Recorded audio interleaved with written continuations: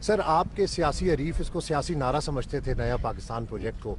ماشاءاللہ Gwadar cricket stadium سے یہاں تک ہم دیکھ رہے ہیں کہ پیچھے بیک گراؤنڈ کے اندر بڑی محنت کی زلفی بھائی نے بھی اور آپ کی حکومت نے بھی.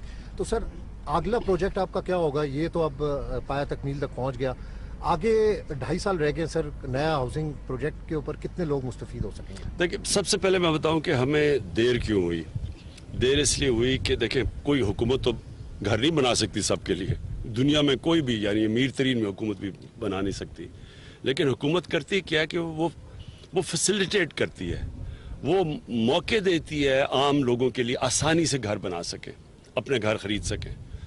تو وہ موقع اس طرح دیتی ہے کہ وہ یہ جو وہ آسان قسطوں پہ قرضے دے دیتی ہے لوگوں کے لیے.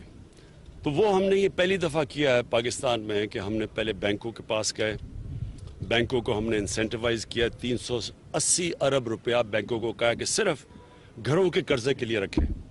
تو سارے پرائیویٹ بینکس نے یہ پورا اماؤنٹ رکھا, اسٹیٹ بینک اس کو مانیٹر کر رہا ہے. 5 مرلے کے گھر کے اوپر 5% قرضہ ہے, اور اگر 5% سے اوپر قرضہ جاتا ہے تو حکومت وہ سبسڈائز کرتی ہے, ہم پیسے دیتے ہیں. پھر ہر گھر کے لیے پہلے جو ہمارے 1 لاکھ گھر تک 3 لاکھ روپیہ گورنمنٹ سبسڈی دے رہی ہے ہر گھر پہ. اس سے کیا ہوتا ہے کہ مثلا 21 لاکھ کا گھر ہے, تو اگر 21 لاکھ کے گھر کے اوپر 3 لاکھ سبسڈی مل جاتی ہے, وہ 18 لاکھ کا ہو جاتا ہے. 18 لاکھ کا مطلب یہ کہ جو قسطیں ہر مہینے دینی ہوتی ہیں وہ اور کم ہو جاتی ہیں. تو عام آدمی کے لیے آسان ہو جاتا ہے کہ وہ جو کرائے دیتا ہے وہ قسطیں دے دیتا ہے اور گھر بھی اس کا اپنا ہو جاتا ہے. تو یہ پہلی دفعہ پاکستان میں ہم نے کیا, لیکن یہ اس لیے ہوا کیونکہ مورگیج فائنینسنگ بینکس کے لیے ہم نے ان کو پہلے تو وہ قانون تھا فورکلوجر لا جو 2 سال لگے ہیں پاس کرنے میں, وہ پاس ہو گیا. اب بینکوں کے لیے آسان ہو گیا قرضے دینے کے لیے, اور اسی طرح انشاءاللہ سارا آپ دیکھیں گے کہ جو ہاؤسنگ انڈسٹری ہے وہ اس طرح اٹھے گی پاکستان میں. پرائم منسٹر صاحب یہ بتائیں کہ یہ پروجیکٹ تقریباً 20 سال کے بعد مکمل ہو رہا ہے, اس سے پہلے والی حکومتوں کی توجہ نہیں تھی کیا اس پروجیکٹ پہ؟ ابھی پوچھتے ہیں نیا پاکستان ہاؤسنگ منصوبہ کہاں ہے, 50 لاکھ گھر کہاں ہیں. ان کے اپنے دور میں یہ منصوبہ شروع ہوا لیکن مکمل نہیں ہوا, کانٹریکٹرز بھاگ گئے اس منصوبے سے. ابھی زلفی بخاری صاحب نے اس کو مکمل کیا, تو کیا فرق؟ دیکھیں اس میں 25 سال پہلے یہ ساری جگہ لی گئی تھی ہاؤسنگ کے لیے, مزدوروں کے لیے. ورکرز ویلفیئر فنڈ نے یہ جگہ لی تھی, لیکن ورکرز ویلفیئر فنڈ کرپشن کا پلندہ تھا. اس میں پیسے بنتے تھے, سب کچھ ہوتا تھا, لیکن مزدوروں کو کچھ نہیں ملتا تھا. گورنمنٹ کا ایک ارادہ تھا کہ ہم نے یہ کام کرنا ہے, تو وہ 25 سال پرانی اسکیم کو ریوائیو کیا گیا, اور آج آپ کے سامنے 2.5 سالوں میں یہ پورا سارا ایک سوسائٹی بن چکی ہے اور کھڑی ہو گئی ہے.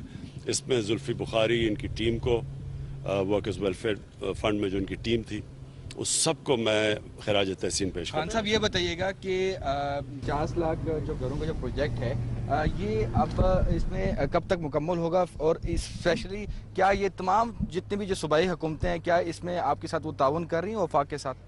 دیکھیں 18th امینڈمنٹ میں سندھ کے اوپر تو ہم کچھ نہیں کہہ سکتے, ان کے اپنے اوپر ہے, وہ ہم کوشش کرتے ہیں, انسینٹیوز وہاں بھی ہیں, لیکن وہاں سے ہمیں کوئی رسپانس نہیں ملتا. لیکن میں آپ کو یہ بتا دوں کہ پنجاب میں اور پختونخوا کے اندر, بلوچستان میں بھی بڑی تیزی سے کام ہو رہا ہے, اور خاص طور پہ جب وہ قانون فور کلوجر لا, جب وہ قانون عدالت سے پاس نکل گیا, اس کے بعد تیزی سے اب کام ہو رہا ہے. ہمارے جو 2 شہر ہیں, ایک بنڈل آئلینڈ جس کے اوپر ہم کوشش کر رہے ہیں لیکن سندھ حکومت اس وقت وہاں پرمیشن نہیں دے رہی, دوسرا ہے ہمارا راوی پروجیکٹ, اور اس کے علاوہ بھی ایک اور بہت بڑا پروجیکٹ ہے, وہ ہے سینٹرل بزنس ڈسٹرکٹ جو بننے لگی ہے والٹن ایئرپورٹ کے اوپر, جو کہ پورا ایک ماڈرن کانسیپٹ ہے. یہ صرف یہی اگر ان میں سے صرف راوی پروجیکٹ, نیا پاکستان پروجیکٹ اور یہ ہمارا جو سینٹرل ڈسٹرکٹ اگر بنڈل آئلینڈ نہ بھی کیا جائے, یہی 50 لاکھ سے زیادہ گھر بن جائیں گے. Honourable prime minister Imran Khan, میں یہ پوچھنا چاہتا ہوں کہ آج ہم نے دیکھا غریبوں, محنت کش مزدور جو ہیں ان کے لیے محبت کی جھلک یہاں نظر آ گئی, آپ نے پریفرنس دی, بلکہ معذوروں کے لیے بھی محبت یہاں نظر آئی.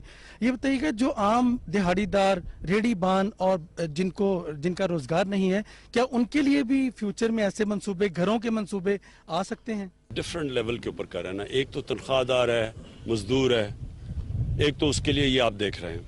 ایک سب سے نچلا طبقہ ہے, اس کے لیے ہم اخوت, ایک NGO ہے اس کے ساتھ مل کے ہم نے 7,800 گھر، وہ سب سے جو کمزور طبقہ یہ جو آپ نے بات کی نا، ان کے لیے ہم نے اس کو لیا ہے، اور وہ سود کے بغیر قرضے دیتے ہیں. تو وہ صرف، لیکن وہ بالکل نچلا طبقہ 7,020 کتنے 800 بن چکے ہیں. مزید اور ہم ان کو پیسہ دے رہے ہیں، وہ بالکل سود کے بغیر قرضے دے رہے ہیں. تو وہ بالکل نچلے طبقے کے لیے شروع کیا. یہ بتائیے گا کہ جس طرح آپ مزدور اور دیہڑی دار طبقے کو خود بنا کے دے رہے ہیں اور ان کو آپ ان کو پرووائڈ بھی کر رہے ہیں 3 لاکھ کا جو موگیج ہے، سر جو اوورسیز پاکستانی ہیں وہ ان کے پاس پیسے ہیں، وہ گھر بنانا چاہتے ہیں، وہ بنا بھی سکتے ہیں، لیکن ان کو سیکیورٹی کے پرابلمز ہوتے ہیں، ان کی زمینوں کے مسئلے ہوتے ہیں. آپ اس کو کافی جگہ میٹنگز میں ایڈریس بھی کر چکے ہیں.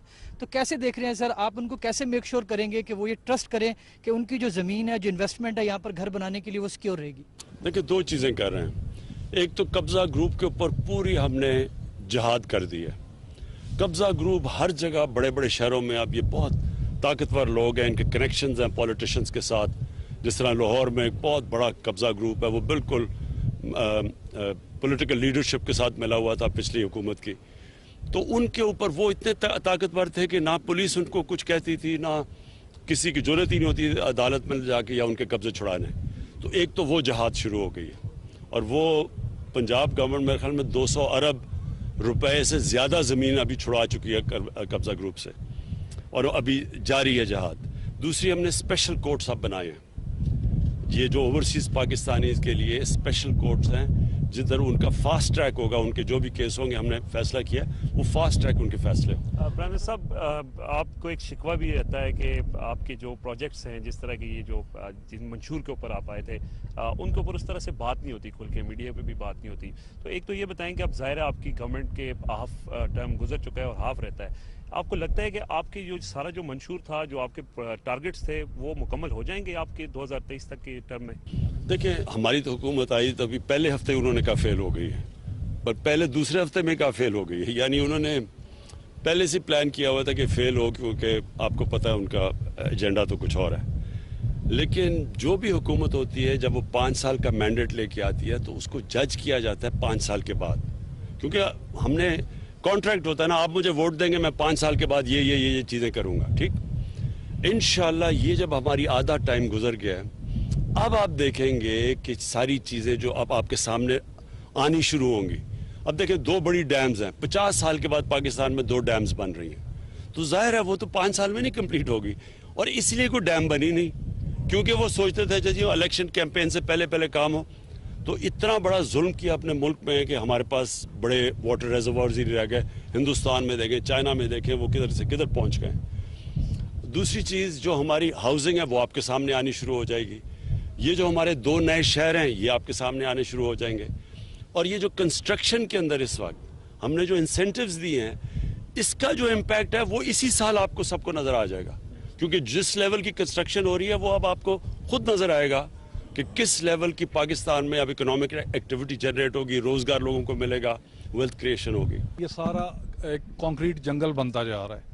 یہ ایگریکلچرل لینڈ تھا. آپ فوڈ سیکیورٹی کے اوپر بھی آپ نے ہمیشہ ایمفیسائز کیا، انوائرمنٹ کے اوپر بھی آپ بات کرتے ہیں. تو یہ جو ایک ایریا ہے جس میں جب یہ ہمارے کھانے پینے کے جو جگہ ہیں، جو فارمز ختم ہوتے جائیں گے اور انوائرمنٹل ایشوز جو کریٹ ہوں گے، اس کے متعلق آپ کا کیا پلان آف ایکشن ہے؟ دیکھیں، میں اگلے مہینے انشاءاللہ ایک فوڈ سیکیورٹی کے اوپر اب پورا آپ کے سامنے ایک ملک ایک نیا پلان لے کے آ رہے ہیں. کیونکہ ابھی تک اس کے اوپر کسی نے توجہ دی نہیں فوڈ سیکیورٹی کے اوپر. یہ اگلے انشاءاللہ 8-10 تاریخ اپریل کو میں یہ لانچ کروں گا. یہ نئی سوچ ہے اس کی. اس میں ایک چیز یہ ضرور ہے، یہ جو آپ نے بات کی، پہلی دفعہ ہم نے گورنمنٹ نے کہا کہ سارے شہروں کے ماسٹر پلان بنے. جب تک شہروں کے ماسٹر پلان ہی نہیں بنیں گے تو آپ کو کیسے پتا چلے گا کہ گرین بیلٹ کون سی ہے، کیسے پرزرو کریں گے، فوڈ سیکیورٹی کے لیے کون سے علاقے بچانے ہیں.